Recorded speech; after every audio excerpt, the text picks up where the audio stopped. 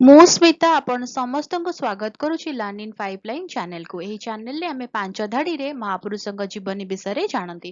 ଯେତେବେଳେ ପାଞ୍ଚ ଧାଡ଼ିରେ ଜାଣନ୍ତି ଅଧିକା ଜାଣିବାକୁ ଇଚ୍ଛା ହୁଏ। ଯଦି ଅଧିକା ଜାଣିବାକୁ ଇଚ୍ଛା ଅଛି କମେଣ୍ଟରେ ଜଣେଇବେ। ଆମେ କ'ଣ କରିବା ନା 10 ଧାଡ଼ି 15 ଧାଡ଼ି ବା ଲମ୍ବା ଏସେ ମହାପୁରୁଷଙ୍କ ବିଷୟରେ ନେଇକି ଆସିବା। ତାହେଲେ ଆଜିର ଭିଡ଼ିଓରେ ଆମେ ଜାଣିବା ଆଉ ଜଣେ ମହାପୁରୁଷଙ୍କ ଜୀବନୀ ମାତ୍ର 5 ଧାଡ଼ିରେ। ଖ୍ରୀଷ୍ଟ ଆଡଭାନୀ 8 ନଭେମ୍ବର 1927 ମସିହାରେ ଜନ୍ମଗ୍ରହଣ କରିଥିଲେ। ସେ ଜଣେ ଭାରତୀୟ ରାଜନେତା ଯିଏ 2002 ମସିହାରୁ 2004 ମସିହା ପର୍ଯ୍ୟନ୍ତ ଭାରତର ସପ୍ତମ ଉପପ୍ରଧାନମନ୍ତ୍ରୀ ଭାବରେ କାର୍ଯ୍ୟ କରିଥିଲେ। 1998 ମସିହାରୁ 2004 ମସିହା ପର୍ଯ୍ୟନ୍ତ ସେ ଦୀର୍ଘ ସମୟ ଧରି କାର୍ଯ୍ୟ କରୁଥିବା ଗୃହମନ୍ତ୍ରୀ ଅଟନ୍ତି। ସେ ଲୌହ ପୁରୁଷ ଭାବରେ ବେଶ୍ ଜଣାଶୁଣା। ତାଙ୍କୁ ପଦ୍ମ ବିଭୂଷଣ ଏବଂ ଭାରତ ରତ୍ନ ପୁରସ୍କାରରେ ସମ୍ମାନିତ କରାଯାଇଛି। ରହୁଛି, ଦେଖା ହେବା ଆଗାମୀ ଭିଡ଼ିଓରେ। ନମସ୍କାର।